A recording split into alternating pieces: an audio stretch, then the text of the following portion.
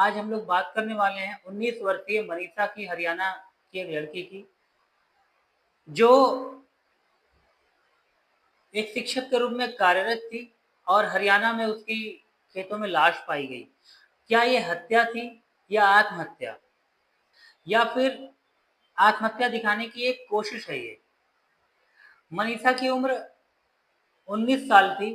वो छोटे-छोटे बच्चों को पढ़ाती थी। 11 अगस्त 11 अगस्त के दिन वह स्कूल से तो लौटी, पर घर नहीं पहुंची।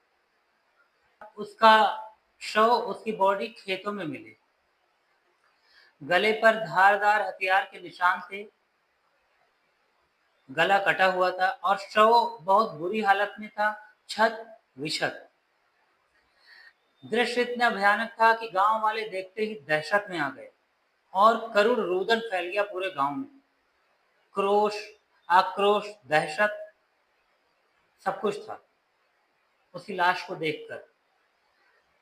पिता जब उसके एफआईआर कराने जाते हैं, पुलिस में बयान दर्ज कराने जाते हैं, तो पिता का कहना है कि एफआईआर दर्ज करने में पुलिस आनाकानी कर रही थी, देर कर रही थी।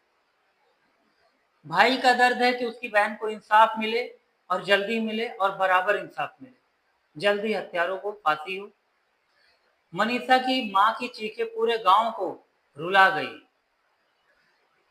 गांव वाले उसकी हत्या पर पूरी तरीके से आक्रोशित थे। 9 दिनों तक उसका अंतिम संस्कार रोका गया, न्याय की उम्मीद में। आक्रोश का जन सैलाब सड़कों पर उतरा। सरकार ने हरियाणा में उस क्षेत्र में 48 घंटे तक इंटरनेट का उपयोग बंद कर दिया, नेट कनेक्टिविटी बंद कर दी, जिससे कि माहौल पूरी तरीके से खराब ना हो। वहां का एसपी बदला गया, कई ऑफिसर निलंबित किए गए, क्योंकि पिता का और गांव वालों का कहना था कि इस केस में ढिलाई बरती गई है, एफआईआर से लेके बाकी और कार्यों तक में। इसलिए अफसरों के तबादले और एसपी तक का ट्रांसफर हुआ। सभी लोगों का यही क्वेश्चन है कि अगर मनीषा ही सुरक्षित नहीं है तो किसी की भी बहन बेटी सुरक्षित नहीं है, तो फिर ऐसे कानून व्यवस्था और न्याय व्यवस्था का क्या फायदा, जो इंसाफ ना दिलाए और जनता डरी सहमी रहे। और इतना विभत्स शरीर छत विक्षत पाया गया मनीषा का कि लोगों की अंतरात्मा कांप गई है। हम भारतीय सरकार और हरियाणा के राजनीति की बात करें तो हरियाणा के सीएम नायब सैनी का कहना है कि मनीषा हमारी बेटी थी, हरियाणा की बेटी थी और उसकी मौत पर राजनीतिकरण नहीं होना चाहिए बिल्कुल भी। उन्होंने इस हत्या के केस का सीबीआई जांच का आदेश दे दिया है।